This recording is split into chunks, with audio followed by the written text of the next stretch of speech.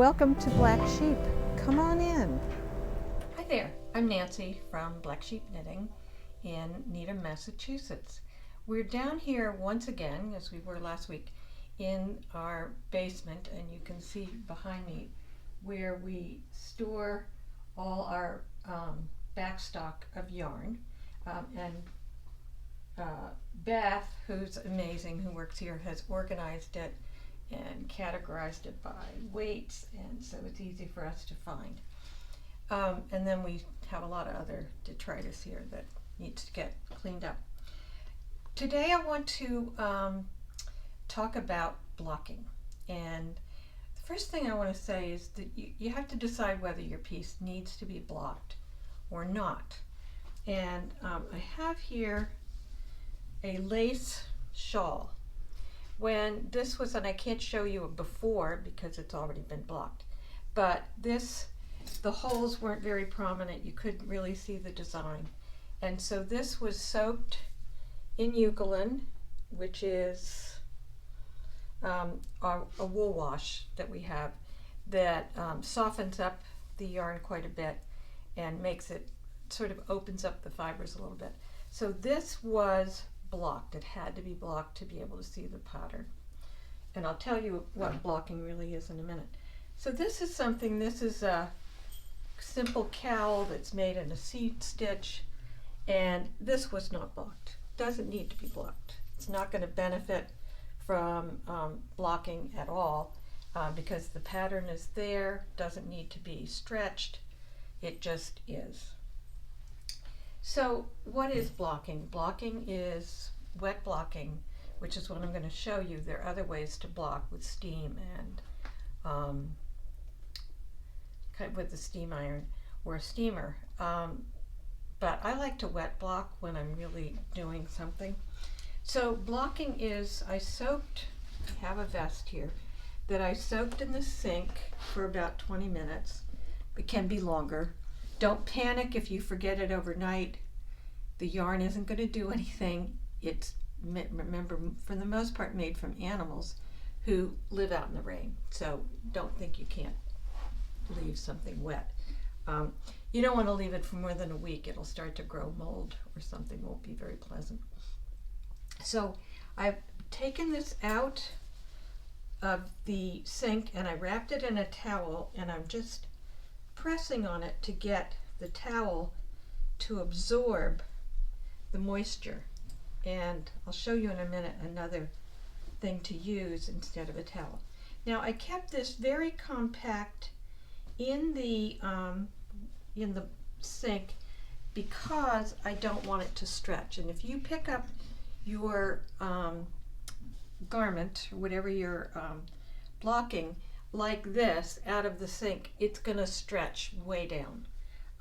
Yarn will stretch more vertically than it will horizontally, and especially if you pick it up that way. So I like to keep my pieces in a sort of bundle like that.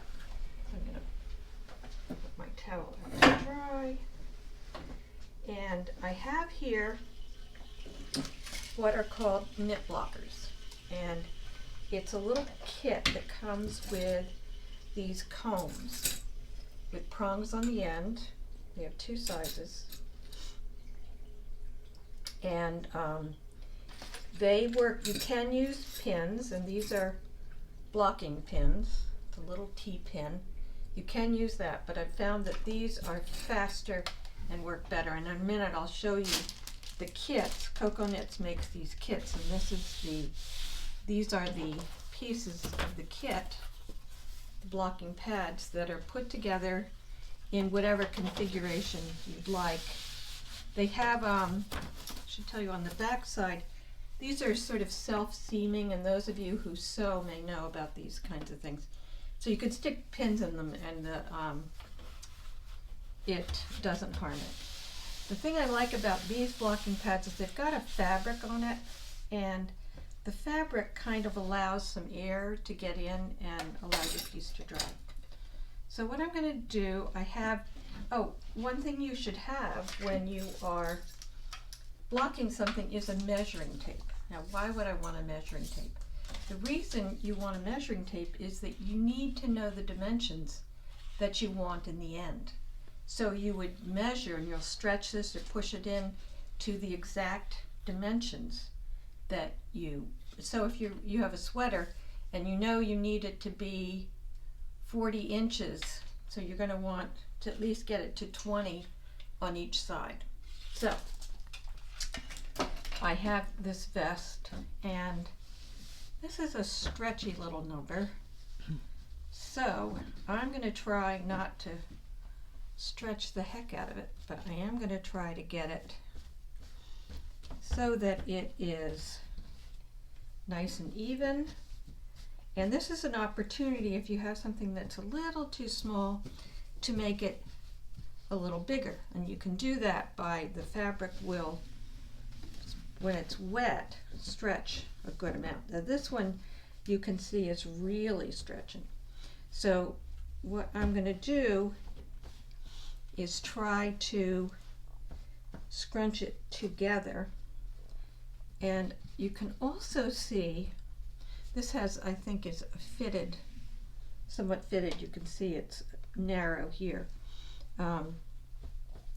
But what I want to do, and you can, I've heard people who spend a great deal of time blocking their pieces. And why would they do that? Well, the reason you do that, if you spend all this time knitting something, you don't want it to fail because you didn't take the time to block it correctly. So if you're looking at the hem here in the back, you don't want this, see that curve? Well, you don't want it to dry like that because you're going to have a weird thing in the back. Now, a couple of things to remember when you're blocking something is the kind of fiber you're blocking.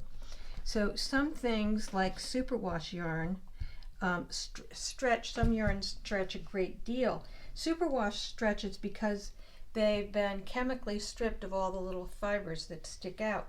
So it's by nature very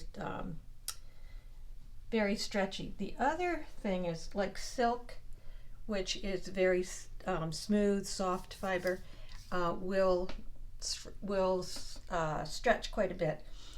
Some cottons will, and then single ply yarns. And single plies are notorious for stretching. So you want to be aware of that. And you see how I'm kind of, because I feel like this has stretched out a little bit, so I'm trying to get it to go back to a little bit smaller gauge. Now, suppose I had determined that this was way too small. I have some leeway in here. Oh, a lot of the fuzz came up. And I know this one's not too small. I have some leeway here to stretch it out. And I could, if I wanted, I could just stretch the sides a little bit. But I think this is going to work for what I want. Now, the beauty of this fabric that's on the blocks, the boards, blocking boards, is that it will grab onto your piece. And I could, if I wanted, with this particular fiber, I don't think it's going to, as it dries, I don't think it's going to move one bit. Now, if I were doing this, I couldn't just lay this out and stretch it and have it stay there. I would need to use my blocking pins. This is a cotton. Yes, it is. And that I would definitely want to use blocking pins. So what I can do, again, need to really be aware of the ribbing at the bottom, front and back. And if you can see, I'm just scrunching these together a little bit. Now, I soaked this in, I said eucalyptus, and that tends to soften. If you didn't have eucalyptus, baby shampoo apparently works well. I've used, when I was out of Euclid, I've used just hair conditioner, and that works nicely. It softens things up. So what I would do now is making sure these are even. I would take my blocking pins and push them in to these blocking boards. And I can do this. What you want to do, and you want to be sure you're not pulling like one section way out and leaving the other. So you want to make sure you have a straight line. These my boards are being ornery lately.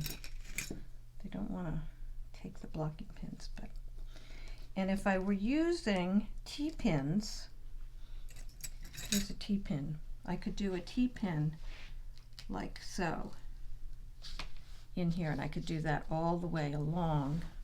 Here's another one.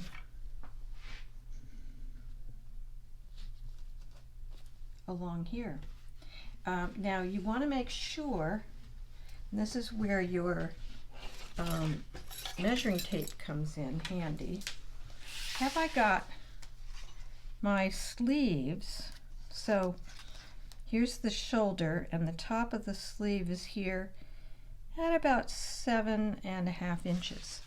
So I want to come over here and make sure that, and this one's a little bit longer, so I want to move this up so that I have the right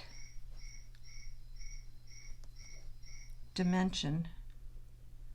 And I think that's about right, but I could scrunch it a little bit more. The other thing you want it when you do this, have your pattern with you and look at the dimensions for your size to make sure you're actually blocking it to fit you. And which reminds me that you should, if you haven't done it, you should have somebody measure you. Measure your chest. We've talked about this before in other podcasts. Measure the length of your arms, the length of your torso, where you like your sweaters to be. So as you can see, I've continued to add the pins where I thought I needed them. I don't think I need them here. You will measure, make sure everything is correct, and that everything will work for your particular body. And then you let it stay. Usually on these blocking pads, they dry overnight or within a day or two. No, not a problem, because these allow enough air in, and I think you'll be happy. We're back upstairs because there's much better light up here, and I hope the blocking video had some useful tips for you. If you have other questions, send us an email or respond in the comments and let us know. I wanted to show you something. A lot of people have been, and I neglected to bring the 2 yarns I was using, but a lot of people have been adding mohair to their knitting for a couple of reasons. One, just to get that nice mohair fuzz, sometimes to up their gauge a little bit, or to change the color. There are lots of reasons that people use mohair, and I love it because this sweater is called Calliope, and this is my second one I've made. I really like how it fits. Although I think although it's not bad, I might consider longer sleeves next time. But this is a fingering weight yarn with, actually it's, the yarn is Fua Fua, which is a cashmere, brush cashmere blend, I think. But it's like putting in mohair. And so you can do things. There are alpacas that are very fuzzy, and cashmeres, and just plain old mohair. So mostly what we have in the shop is silk mohair. So I wanted to see what the difference was. Did it make a difference in my gauge? And in fact, it makes a difference. It's a slight difference, but overall, in 300 stitches that you might have in a sweater, if you, and I don't have my calculator with me, but if it's a quarter of an inch or a quarter of a stitch over 300 stitches, it makes a difference. Not a huge difference, but enough of a difference. A quarter, so if you have, say your sweater is 40 inches and it's a quarter of a stitch over the 40 inches, a quarter of a stitch in each inch, and you're doing 5 to the inch, do the math, there can be a difference. So the word on the street often is that it doesn't change your gauge to add mohair. Or if a pattern says use a DK weight or a sport weight with a mohair to get DK, well, where's the truth? The truth lies in your measurement and how you knit, what needle you're using, etc., etc., and how loose or tight you want your work to be. I mean, that's a big thing. If you are using just mohair, like mohair doubled or something, you can have it be a pretty open stitch and be I don't want to say a bigger gauge, but you could go from like a 5 stitches to an inch or 3 to 3 stitches to an inch, depending on how open you want your fabric to be. But I thought I would test what this is I think a worsted Aran weight tweed, and I put it with a silk mohair. I did it because this tweed was a little rough for what I wanted it to be, so one of the reasons for putting mohair in your work is to make something softer. And this is like that I'm wearing is super, super soft. I don't have to wear a shirt underneath it. So I have my knit check, and this measures over 2 inches, but I'm just going to do 1. What I like to do is take something pointy to put it in the V portion of the stitch. So I'm getting 1, 2, 3, 1, 2, 3, 4 and a half stitches, almost 5 to the inch. So what happens when and this is a little harder to see because it's quite fuzzy. So when I put the mohair with it, I get 1, 2, 3, and just about 4. So 1, 2,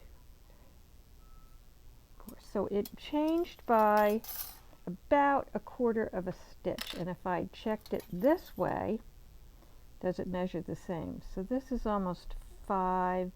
This is 5 1/4 inches. And when I come down here, it's like 5 1/2 inches.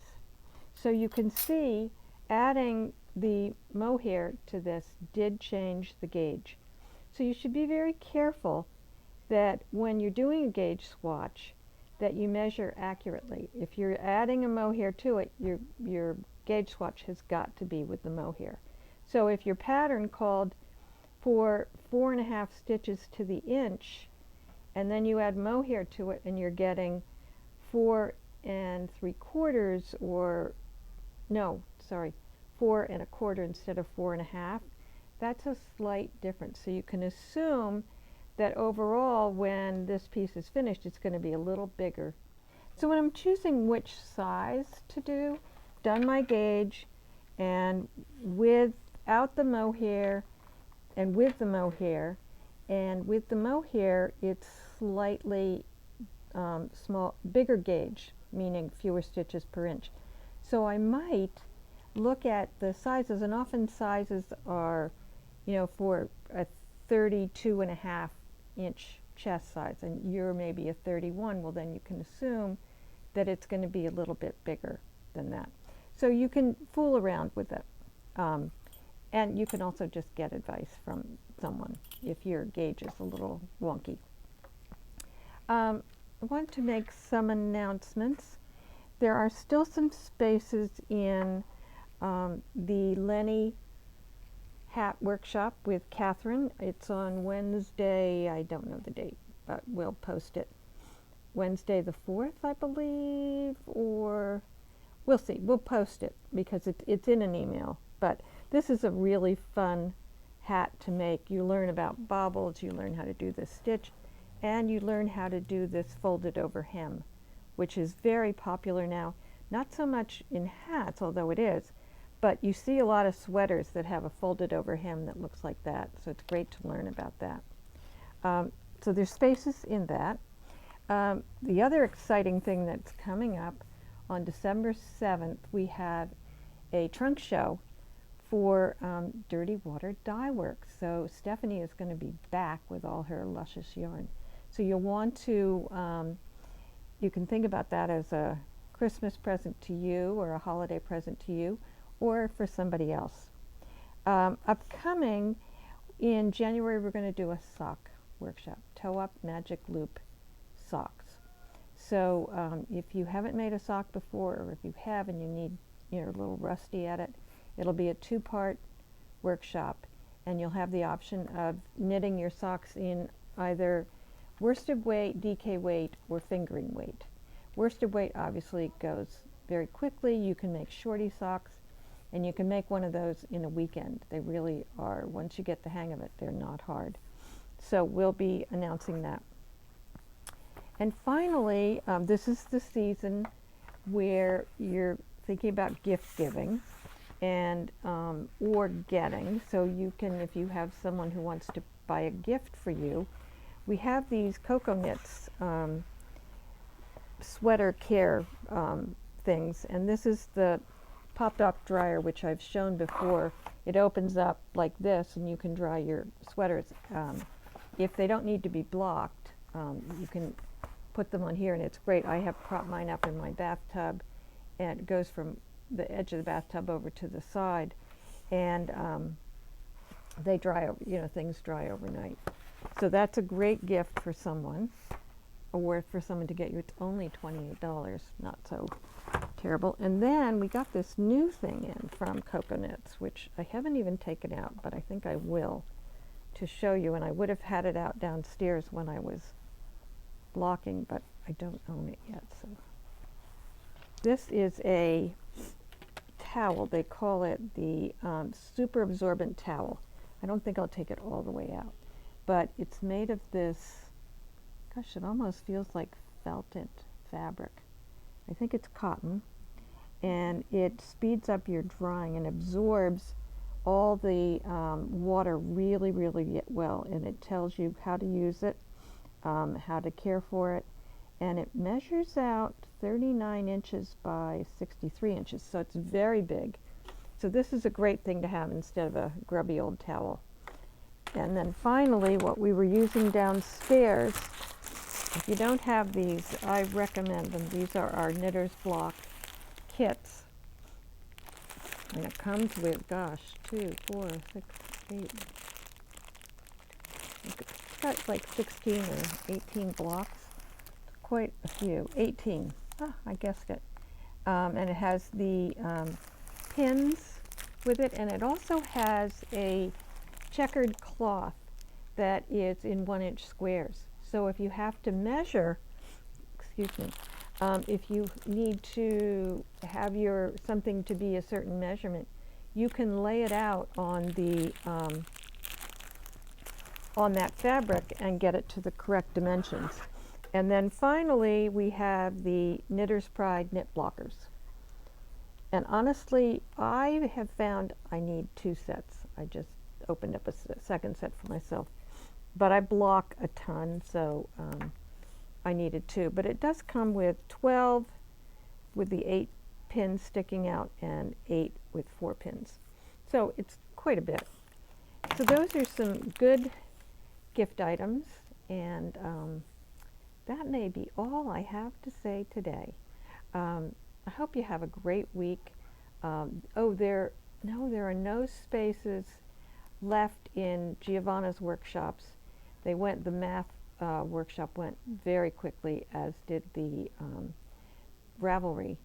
So we decided to probably offer that again in January, because I think there were people who just didn't. Sometimes these things fill up in an instant, and that one filled in a day. As soon as we announced it, it was gone. So we will do that again so people can have an opportunity to learn more about knitting math, which is a great thing. So that's it for today. Oh, I hope everybody has, I don't know if you'll see me before Thanksgiving. We'll see. Maybe we will have one or right after Thanksgiving. But I hope you have a great time. Don't stress over the cooking. Turkey is pretty easy to make, and mashed potatoes even easier. And stuffing not so hard either. So those are the main things that I make, and true confessions, I buy the rest, I think. No, not the green vegetable, but I buy the gravy. You know, my local grocery store makes it a lot better than I do, so. And the cranberry relish and the cranberry sauce. So, and I buy the pies. What the heck? Some bakers are better pie bakers than I am, and I don't, at my age, I don't have the wherewithal, I guess, to do them. I could, but I'm a little lazy. So I hope everybody has a great time. Enjoy your families. Don't eat too much. And then have turkey sandwiches on Friday. So we'll see you next time. Take care. Bye-bye.